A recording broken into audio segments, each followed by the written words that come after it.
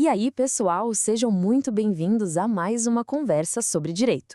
Hoje o papo é sobre um tema fundamental que está lá na base do direito penal e que, olha, gera muita dúvida para quem está começando: a teoria das penas. A gente vai desvendar juntos o que acontece de verdade depois que um crime é cometido. E antes da gente mergulhar de cabeça nesse assunto, eu já vou pedir aquela força de sempre. Se o conteúdo ajudar, deixa o like e, claro, se inscreve aqui no canal, o Diário de Universitário em Direito. É esse apoio que faz a gente continuar produzindo material. Para quem está chegando agora, o nosso objetivo aqui é muito simples. A gente, que já está um pouco mais na frente no curso, compartilha o que aprendeu para dar uma mãozinha para quem está no início dessa jornada.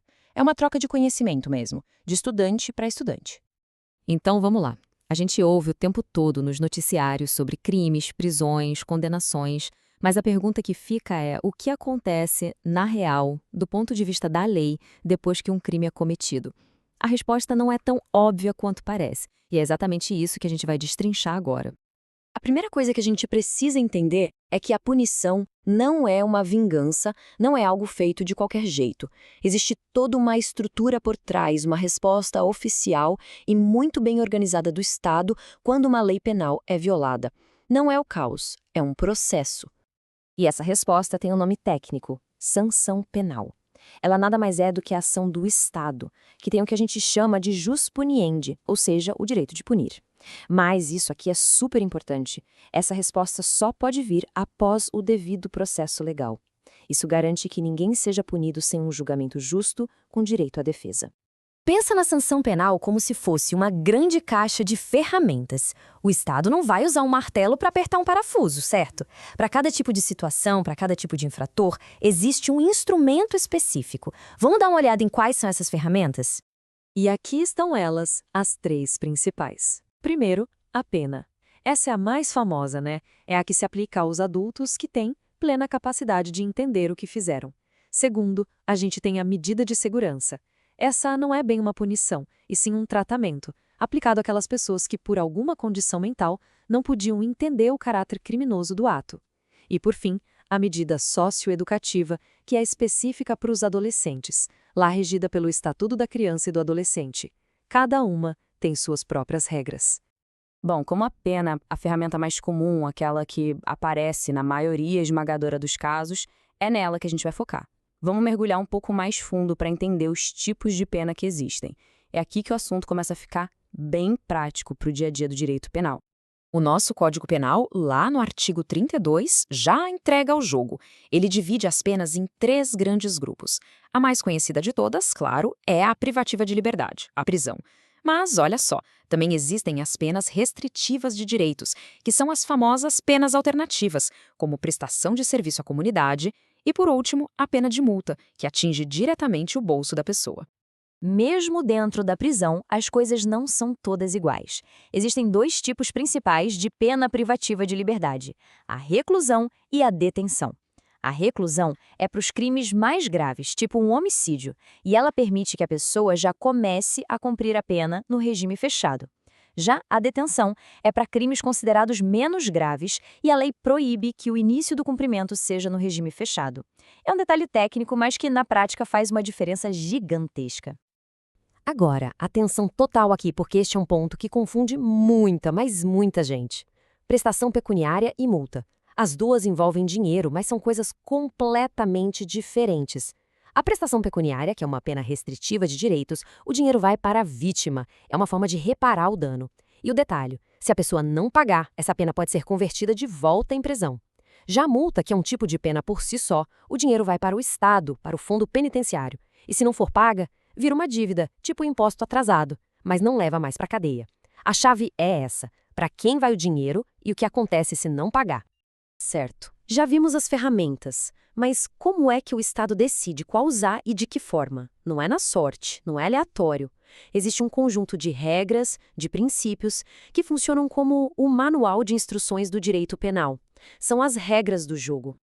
E a regra número 1, a mais sagrada de todas, é essa aqui: o princípio da legalidade. Está lá na nossa Constituição. O que ele quer dizer? De forma bem simples: ninguém pode ser punido por algo que não era considerado crime por uma lei antes do fato acontecer. Isso é o que nos dá segurança jurídica. Sem lei clara e anterior, não existe crime e, consequentemente, não existe pena. Simples assim. E além da legalidade, temos outros princípios que são a base de tudo. A proporcionalidade, que impede penas absurdas e exageradas, a individualização da pena, que obriga o juiz a olhar para cada caso, para cada pessoa, e não só para o crime em si.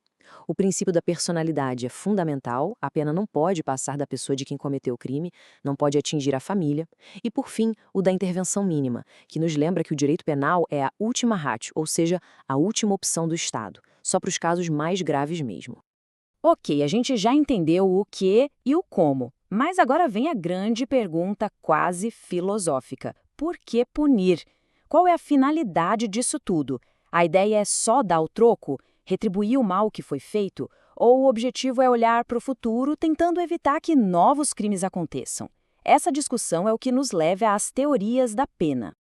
E uma das respostas mais importantes está na teoria relativa, que foca totalmente na prevenção. Dá uma olhada nesse esquema. A prevenção pode ser geral, quando mira a sociedade toda, ou especial, quando foca no indivíduo que já cometeu o crime. E cada uma delas tem um lado negativo e um positivo. Por exemplo, a prevenção geral negativa é a ideia de intimidar todo mundo pelo medo da punição. Já a prevenção especial positiva é o ideal de ressocializar aquela pessoa para que ela volte melhor para a sociedade. Tá, e o Brasil, qual teoria a gente segue? O nosso Código Penal, principalmente quando a gente lê o artigo 59, deixa claro que o Brasil adota a teoria mista. O que isso significa? Que a pena no nosso sistema tem uma dupla finalidade. Ela serve tanto para retribuir o mal causado pelo crime, olhando para o passado, quanto para prevenir novos crimes, olhando para o futuro. Ufa, foi bastante informação, né? A gente passou pelo conceito de sanção, vimos as ferramentas, as regras do jogo e até a finalidade da pena. Agora, para garantir que tudo ficou bem amarradinho, vamos fazer aquele resumo rápido com os pontos principais. Então, se for para guardar as 3 ideias centrais dessa nossa conversa, que sejam estas. Primeiro, sanção penal é a resposta organizada do Estado como a ferramenta certa para cada situação. Segundo, a pena, que é a ferramenta mais comum, se divide em 3 tipos básicos. E terceiro, a finalidade da pena por aqui é mista. É uma mistura de retribuição com prevenção. E para a gente fechar, fica uma reflexão. Agora que a gente entendeu a teoria, a grande questão que fica no ar é: será que na prática, no dia a dia, o nosso sistema de penas realmente consegue atingir esses objetivos tão nobres de prevenir crimes e principalmente de ressocializar as pessoas? É um debate gigante, super importante e que vai muito além dos códigos. Bom, por hoje é isso, pessoal. Espero de verdade que essa nossa análise tenha ajudado a clarear as ideias sobre a teoria das penas. Se esse conteúdo foi útil, não esquece de novo de deixar o like e se inscrever no O Diário de um Universitário em Direito para acompanhar os próximos. Muito obrigada pela atenção e até a próxima.